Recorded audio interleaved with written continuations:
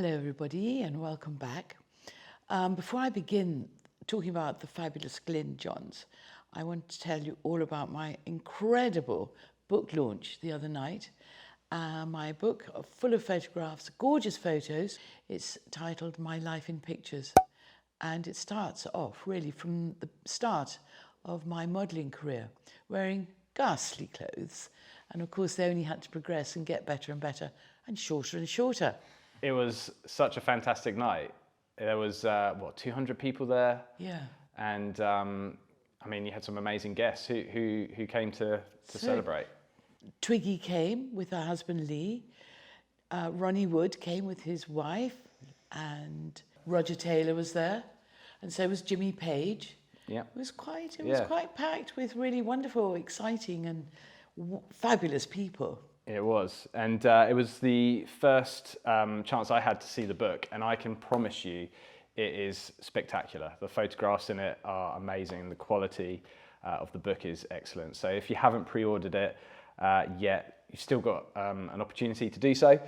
So if you go to pattieboyd.co.uk, there is a link there where you can pre-order the book, and I highly recommend it because it's fantastic.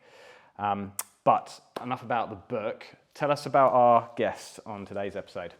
Today, you're going to hear the very, very talented, hugely interesting and wonderful friend, Glyn Johns. Glyn is a recording engineer, producer, who produced the Stones, the Beatles, and countless other musicians. And I adore him. He's got a great story. He's very fun, and I hope you enjoy him too. Yes, and if you have seen the film Get Back, you would have seen Glyn. He actually plays a really key part in that whole story. So if you've seen that film, you're about to hear from him in this episode. So this is Cocktails with Pattie and Glyn Johns.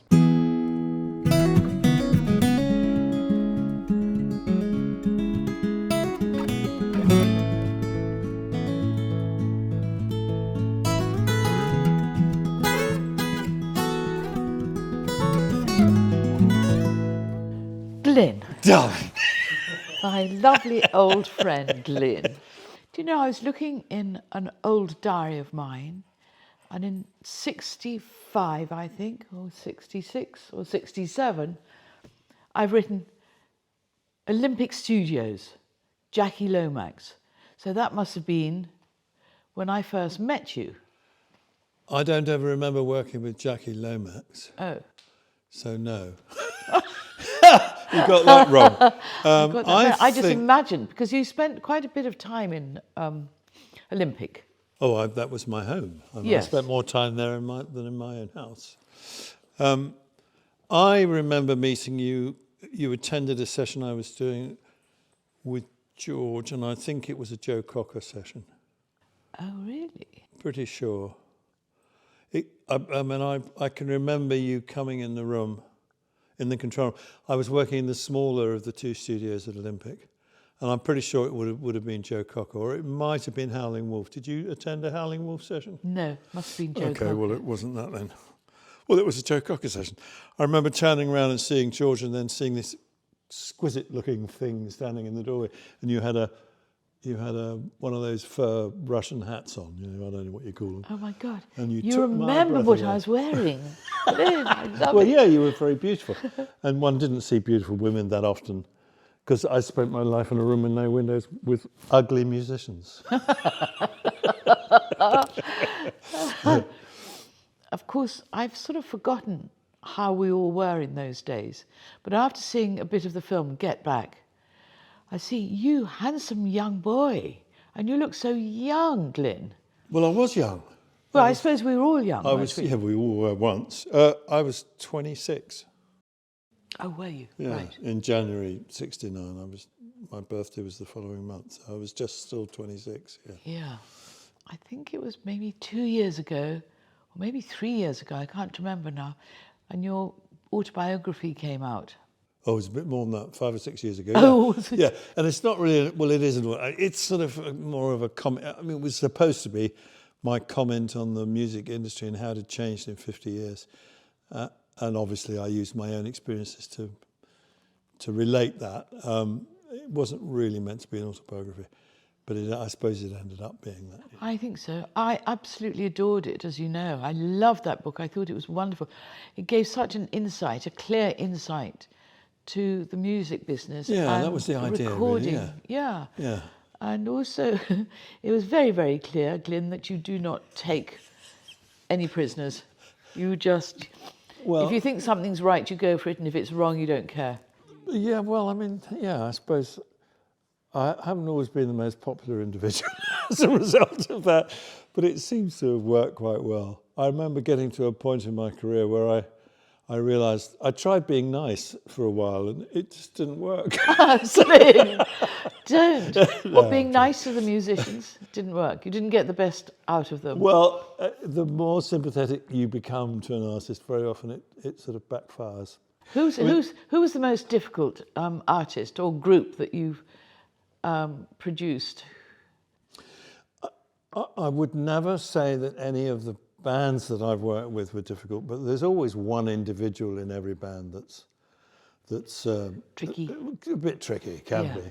Yeah. And obviously that can vary depending which side of bed everyone gets out of, or how much sleep they've had, or how much pressure there is on them. And I'm not going to name names. I'm not going to go into that. I don't think that's fair. I've always thought that one's role as an engineer or producer is a bit like you have a sort of code. I have a code that's applicable to doctors. In other words, you don't discuss your patient's ailments. Yeah. And I've always tried to stick by that. That's very fair. I think that's very fair. Yes. Well done. I think one tends to see people at their best and worst when they're under stress, and the degree of stress varies. Part of your job as a producer is to try and reduce the stress, but a lot of behaviour is forgivable because of what's going on, and there could be all kinds of things going on that you're not even really aware of. So, yeah, you have to forgive people the odd outburst of bad behaviour. Yes, yeah. That's very sympathetic of you. I am terribly Oh, Glyn. Now, I mean, recording has obviously changed over the years from when you first started. I remember seeing a desk. I mean, it was just so long with all the different microphones coming through into the studio. I'm not describing this very clearly because I don't know what I'm saying, but well, that'll do. But it must have changed. It's changed like dramatically. Everything's got smaller. No, in fact, well, I suppose the major difference now is that people can make a record in their bedroom if they want, because of the facility that digital recording provides. You can make a record on your laptop in your bedroom. So the sound doesn't matter? Well, of course, evidently not. Right. Of course the sound matters. I personally think that is the main advantage of what's gone on, because a lot of young men and women are able to express themselves without having to be discovered or without having to have a massive budget.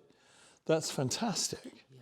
Yeah. However, my boring opinion is that what has been sacrificed in that is pretty horrendous, really. The main thing is that people don't play together anymore when they record. They record one instrument at a time, invariably. And that's all very well and good, and there's a good skill to that, without any question. And some great records have been made that way, I'm sure. But what's missing is the interaction between musicians that you get when they all play together, which is a subliminal thing. It's never spoken about, or a lot of people aren't even aware of it. But if you were to record a string quartet, for example, you wouldn't record them one at a time. No. And the same thing applies to any piece of music in my book, any type of music, because there is an emotional response to what's going on around you. And if you overdub on something as an individual, the track's already existing and you play your part, then you're being affected by what you're hearing, you're emotionally responding, but what you're doing isn't affecting what's gone before. It can't. No. Are you with me? Yes. So you're only getting half the picture, basically. And since music is, without any question, about emotion of one sort or another. The more clinicized it becomes, the less emotive it is. Has to be. Yeah. Yeah. So you'll still get an emotive performance from a singer, perhaps, or not perhaps, almost certainly, I'm sure. But the response from the musicians is, well, there isn't one because they've already played their part. Yeah, that sounds a bit of a shame, And really. yeah. I mean, even if you overdub a guitar solo, which we've done for years, and we do in the way I work still, it really is. The difference, if they were able to play that solo with the rhythm section playing along with them, the rhythm section would react to it without any question. If it was a blinding solo, they would definitely, their whole emotive content would rise enormously, I think. Yeah. All right, then that leads me on to my next question, which is the difference between the musicians when they're on stage playing together in front of an audience, live audience, compared to them playing the same thing in a studio, in a recording studio. Which normally is better, or is that dependent on the evening? Well, first of all, when you're working in the room in a studio and you're refining something, you're playing it over and over again in order to invariably develop your part, because it hasn't been written before. I mean, in a lot of the cases, the people that I used to work with, the song may have been demoed by Pete Townsend, for example, with The Who or whatever, but that would only be a very rough guide as to what it would end up being when it was performed by the band. With the Rolling Stones, the songs would be written in the room, rather like in the Beatles' Let It Be movie. Yeah. Similar sort of thing. And that everyone's part would be developed by playing it over and over and over again until it became a proper arrangement. And you could play back what you'd done and you could refine it from what you're hearing and say, well, maybe you should play something different in the bridge or whatever it is, or maybe move the bridge to come earlier in the song, or what it changed the whole thing. So you're developing something, and the idea is to try and capture the performance of that song before it goes over the top and everyone gets bored rigid with it. And that's quite a fine art, really. Now, playing live is another thing. You count it off and you play it and it's done. And hopefully it goes well. Some nights are great, some nights it isn't. You play the same song for 3 nights in a row, it will be different each night. And one will be better than the other two, probably. Interesting, isn't it? Because it's not really dependent on the audience, or is it sometimes? Listen, no? I have no question about the fact that, of course, it's dependent on the audience. Massively. If the audience is responding positively to what you're doing, you're going to get a buzz from it, and you're going to play better. Yeah. And actually, even if you played it better the night before, it doesn't matter. So long as the audience is still getting off on it, it doesn't really matter. The number of times, I'm sure you've had the same thing, where I've gone backstage after seeing somebody play to congratulate them on a fantastic night or whatever, and they're all sitting there with their heads in their laps because they thought it was rubbish, Absolutely. No, I so never the artist very rarely knows Yes. when and equally, I've gone back thinking, well, I don't know quite what to say because it wasn't very good, and they're all going, it's marvellous. Isn't that so odd? Yeah. Glyn, I remember, I used to go backstage after Eric had done a performance, and to me, it was absolutely wonderful, far better than the night before. Yeah. And I'd tell him, and he would say, no, it was dreadful. Didn't you hear this? No, I didn't hear that at all. And then I start doubting what I hear. Yeah. So it becomes very confusing. Yeah, absolutely. Absolutely. Very confusing.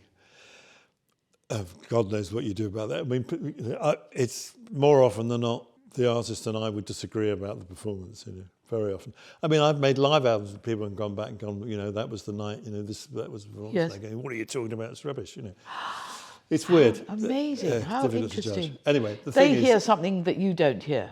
Or they put emphasis they are on hearing something you don't hear. They're hearing a completely different mix on stage than is coming out of the PA. They've got their own little wedge in front of them, little loudspeaker in front of them, with a mix that they want to hear, which somebody on the side of the stage is controlling. And they may not hear half the band, they may not want to. Eric might only want to hear the drums, or he might, who knows?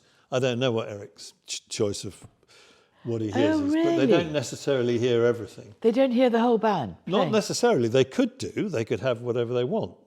But some people don't. They want to hear something, one of the instruments a lot louder than the others, so that's because that's what they're playing to. How interesting. But Glyn, when you started, did you start listening to and recording and engineering rock and roll music, or were you classically trained to record classical musicians, like George Martin was, really, wasn't he? That was his first Yes. intro.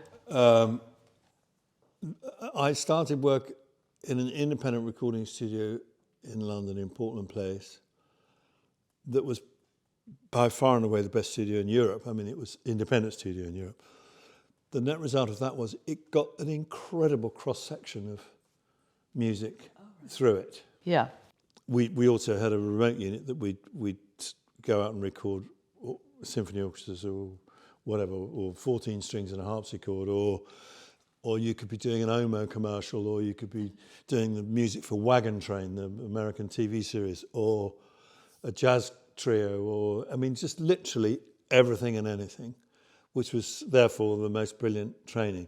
I wasn't, when I got the job, I knew no knowledge of recording whatsoever.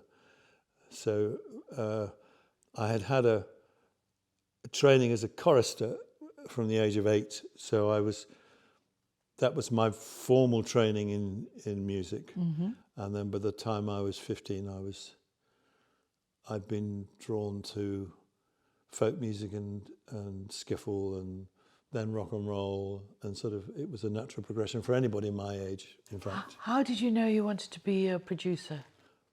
I didn't want to be a producer, particularly.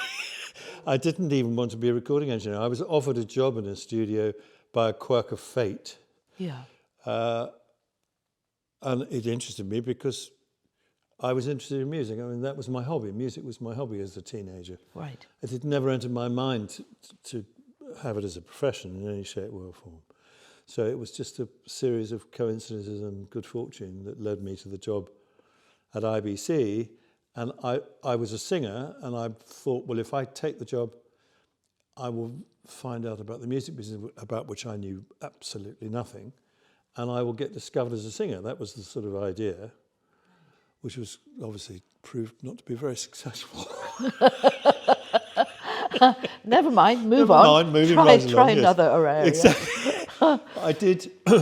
So I trained as an engineer for a couple of years.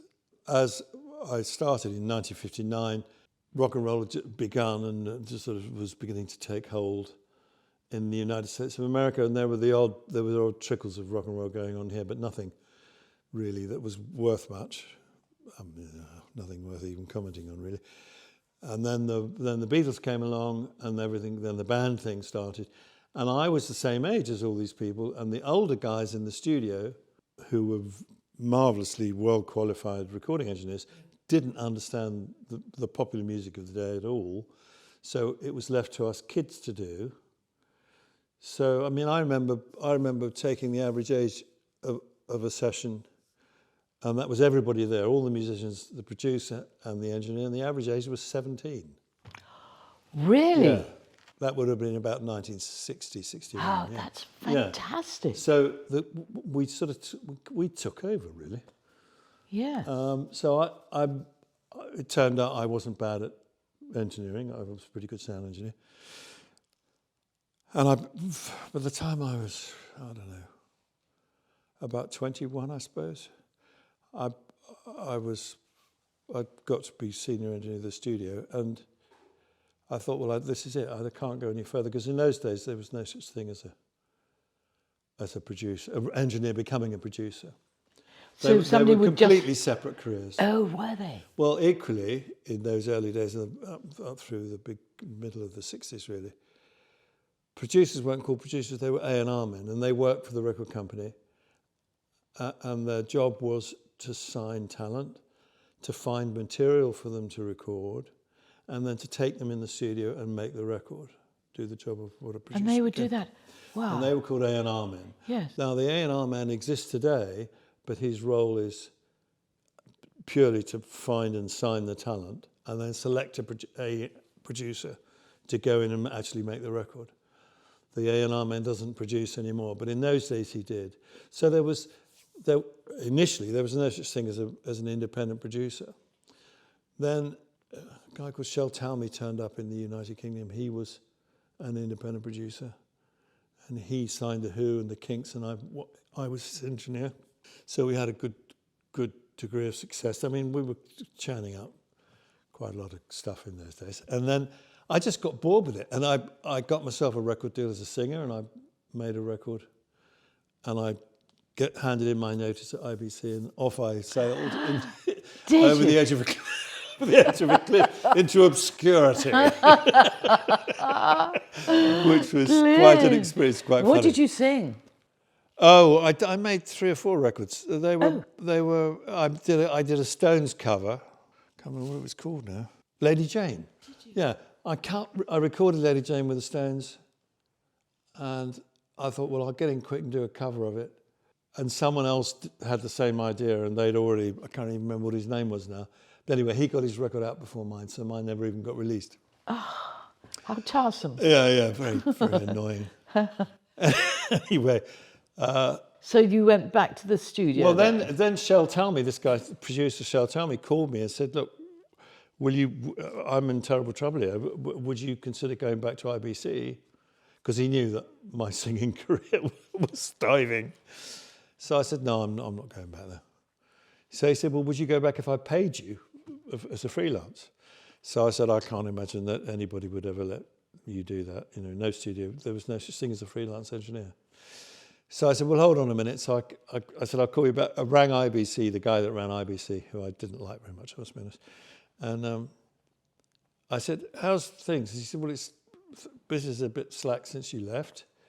So I said, well, would you consider taking me back as a freelance? So he said, absolutely. So I negotiated an hourly fee with him. And then I rang Shel Talmy back and said, okay, if you can pay me an hourly fee. So I got an hourly fee from both ends. Well done. And went straight back in, and that lasted a few months, and the rest of the staff at IBC got really miffed because I was always in the big studio and they weren't getting any work really. So, Glyn, can you tell me how it works? Imagine if I was a young singer and I wanted to make a record. Would I ask you to be my producer, or would I find a record company that wanted to back me, or would I have to pay with it all from my own money? In the traditional way of things, an artist would perform and then send demo tapes to a record company and try and get signed to a deal with the record company. So then would the record company ask you to be the producer? It would, with a brand new act. Yeah. I would, if a brand new act came to me, I would ask them, or perhaps I might recommend them to a label, but invariably I am retained, well, I'm always retained by the label. Okay. Very, very, very rarely by the artist. I mean, it can very often be the artist's choice to have me work with them if they're an established artist. Yes. But the record company would have to agree with it because they're paying for it, it's their business. After. Right, of course. I wouldn't want to be an artist starting off now. I wouldn't. Well, mind you, I'm 94 years old. I've lost the plot completely. I don't think a label's necessary now. But surely a producer is. Say if you've got a band, you need someone who's, one step away from the band members, who can actually say, actually, you could be a bit louder, or... I think it's incredibly difficult for any artist to produce themselves, just purely because you need some objectivity from the outside. Yeah. Equally, I think it's incredibly difficult for any artist to find the right producer. It's not easy. It's the worst obstacle an artist has to overcome. I mean. Oh, really? Because they might not suit each other. Well, just because you could have in your record collection a bunch of records produced by an individual, and think, well, he's the guy I want, or she's the guy, the lady I want. But the reality is that nobody really knows, including the artists involved, exactly what a producer does. I mean, most of the artists I've worked with, I guarantee you, if you sat them all down and said, well, what did Glyn do? They probably would scratch their heads a bit and maybe say, well, he got a good sound, or they don't really know. They don't know what I'm saying to one individual in the band when I go out and talk to him privately about what his part is or his attitude or his whatever it is. They don't know the overall picture of what I'm trying to achieve. All that they're completely understandably, they're completely involved with what they're contributing to the record. Yes, I see. If it's a solo artist or a band, whatever it is, they're completely consumed with them getting the result right for themselves. And what I'm doing in the periphery of that, a huge portion of which they may not even notice. And that's perfectly fine. I'm used to it, and it's the way it works. It's a phenomenal thing. So therefore, if somebody comes to me and says, well, I really want to work with you because I like the Led Zeppelin record you made or whatever, I go, well, that's great, but you don't really know. But obviously I've got a massive collection of work that people can judge me by, but you never really know until you get in a room with somebody how they work, for example, or whether you're going to get on. I mean, I'll always try and have some sort of social inactivity with someone I'm going to work with before I agree to do it. It's essential, really. Yeah, Of course so it is. you've got an essence of who they Well, are. you've got to have a respect for each other for start off. Yes. Before you go anywhere, and then I have to tailor the way I work to the way the artist is comfortable working. It isn't the other way around. The most important person is the artist always, in any creative situation. Has to be. Yeah. Have you ever sort of come to blows, not physical, but blows musically with an artist, because you know what's right, you know what you can hear, and they're thinking of a... I have a sort of dual role. One is a responsibility to the record company who are paying for this to try and make us as commercially successful a product as possible. Yeah. That's one role. And the other role, which supersedes that, is a responsibility to the artist to help the artist achieve what they want.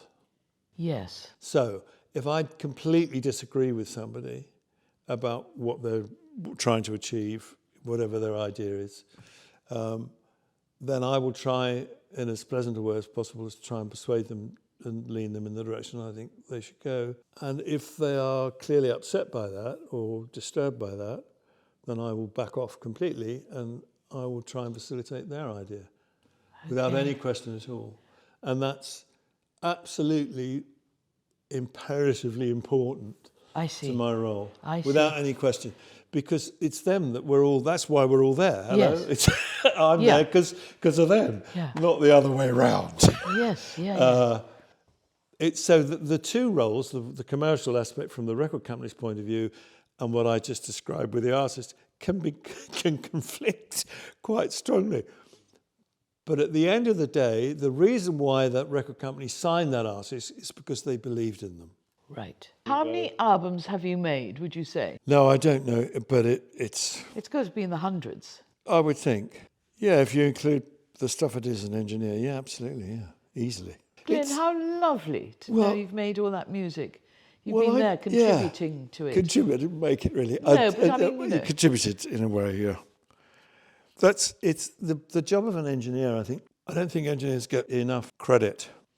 There are lots of engineers that do a great job and it's fine, but there are one or two who have this extraordinary perception of sound. Al Schmidt being probably the king. In my book, he's an American engineer. He died last year. He was probably the finest engineer in the world in my book. Where did he record? In Los Angeles. He was based in Los Angeles. Worked mostly at Capitol, but he worked with everybody from Frank Sinatra. Right, I mean, just large orchestral stuff was his forte, really. Yeah. But the sweetest man you'll ever meet. Anyway, that's neither here nor there. You could have the same piece of music with the same musicians in the same studio, and 2 or 3 different engineers. It would not sound anything like the same. It would be quite different. So it's always the perception of the engineer as to how things should be balanced. You wouldn't think it would make that much difference, and to some people it might not. But to the discerning ear, it makes a massive difference. How interesting. Yeah. It's all to do with perspective. It's what's equally interesting to me is one really will never know how any individual perceives sound whether you perceive sound in the same way that I do, because I don't know I can't hear what you're hearing precisely, or how you receive sound and how you interpret it. Yes. It's interesting, isn't it? It's very It is. interesting. So I guess there's some common thread. Otherwise, we wouldn't all have similar opinions about different pieces of music. Now, you've got a son who I think is very clever as an engineer, producer as well. Yeah. I first, by mistake, I bought a record that I thought was quite good in a record shop. Shows how long ago it was. And I got home and I thought, my God, this is so fabulous. So I kept playing. And then I decided to have a look and see who'd done it. Ethan. Yeah. Can this be true? Can he be related to you? I'm incredibly proud of him, as you can imagine. Yeah. First of all, he's an incredibly accomplished musician. Is he? Oh, blimey, yeah. What does he play? He plays the drums and he plays guitar. In fact, he'd play anything, plays keyboards too. But he's really, really good drummer and a really, really good guitar player. And a lot of the stuff the records that he makes, he does play on. Not always, but very often. So he brings a lot more to the party than I ever did. I mean, he actually performs on the records as well as produces. Okay. He made the last 2 or 3 Tom Jones albums, and he's about to go back in with him next week, I think. Also, Kings of Leon. Ethan did the early Kings of Leon stuff, which you may not be familiar with, but they were a very raw rock and roll band from southern states of America. I'm not quite sure, maybe Nashville area, I can't remember. But we've worked together over the years on odd occasion. I've used him as a musician on several things I've done. But the most recent thing I've done, Ethan was a massive help on. I was asked to make a compilation album of Christine McVie's solo work. Now, I'd never really paid a lot of attention to Fleetwood Mac or Christine McVie, to be honest, but was made aware very quickly as a result of being asked to do this, what an extraordinary, marvellous songwriter she is. I mean, she's quite remarkably good. Yeah. So I went through all her solo at the back catalogue of stuff, and I've selected some material to remix and sort of cheer up a bit and sort of make it a bit more, just different from what it had been. And I got Ethan to come and play drums and guitar on a lot of the stuff. And we got to spend, I think it was 10 days in the studio together, working recently. Fun. That was just brilliant. We had the best time. He covered my arse brilliantly. And he even brought his oldest daughter, Delilah, along for 5 of the days, I think, so she could have a look at what was going on. And she is apparently going to become his assistant when she leaves school and learn to become an engineer, I guess. So there'll be 3 generations of us. Wow. At it. Yeah. Now, we did actually, Glyn, when I asked you if you'd like to do this podcast, and I said it's called Cocktails with Pattie, you said, I don't drink cocktails. Hey, Glyn, you must drink something. We're going to go to a pub or something. What would you drink? But if it was early evening... Early evening, whiskey. You'd like a whiskey? Whiskey and water. No, definitely... I'd have a whiskey. I'm not that fussy about whiskey, as long as, you know. And if I was in LA, I might have a margarita or something, but I'm not really into cocktails. No, just need one, that's all I need. It's sort of like a nice perker for the evening. But as this is very early in the day, it's a bit we too can't soon. Possibly think about drinking a cocktail. I always love seeing you. My God, how many years have we known each other?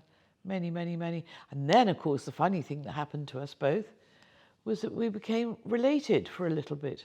We did. My brother married your sister. You couldn't have made it up, could you?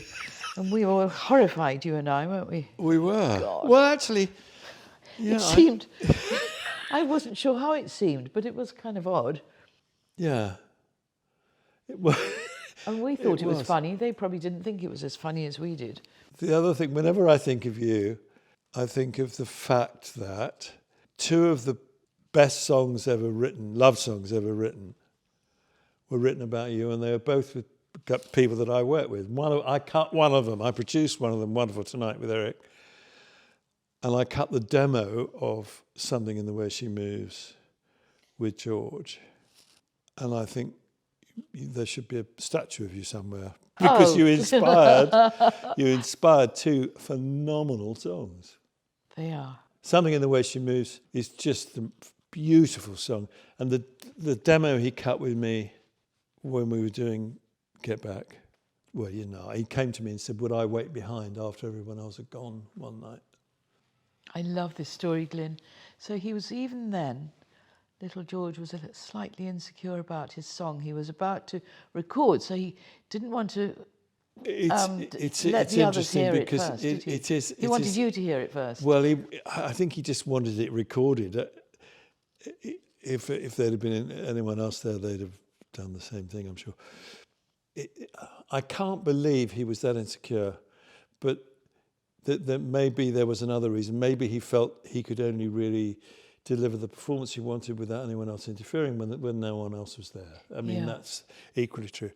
But I do know that he came in the control room and I played it back to him. He just played guitar and sang. And he said, you know, he looked at me and said, well, what do you think? And I mean, my jaw was on the floor. I said, what are you talking about? Well, I think it's fantastic. You know, it's ridiculous. Yes. Extraordinary. And Eric's Wonderful Tonight. That was the first song we cut on the Slow Hand album. Yeah. We started the session at 2:30 in the afternoon. We had it finished, completely finished by 5:30 in 3 hours, the whole thing. The band had been on the road prior to those sessions for some time. I think they'd done a tour of America. Right, so they were quite warmed up. They were warmed up. They were ready to rock, basically. Yeah. But it doesn't matter. It was just like falling off a log. It was just brilliant. Absolutely brilliant. Great start to the album, to the recording of the album. And of course he wrote it while I was getting ready to go to a party. Yes. And I heard only the other day, as in February 2022, that we were going to Jimmy Page's party. He told me. I didn't know Jimmy Page had parties. No, he only had one party. Isn't that extraordinary to know the end of that brilliant. story? Yeah, absolutely. So he wrote it. He actually wrote the whole thing while you were getting changed. While I was getting ready, because of course I couldn't think what on earth to wear. You know, try on trousers, skirts, dresses, hair up, down, you know, sideways. Well, Glyn, I just want to thank you, darling, so much. That's all right. For doing this little chat with me and Matt. Yeah. My pleasure. No, it's been very interesting for me as well. Yeah. Or not. Glyn, I will always love you.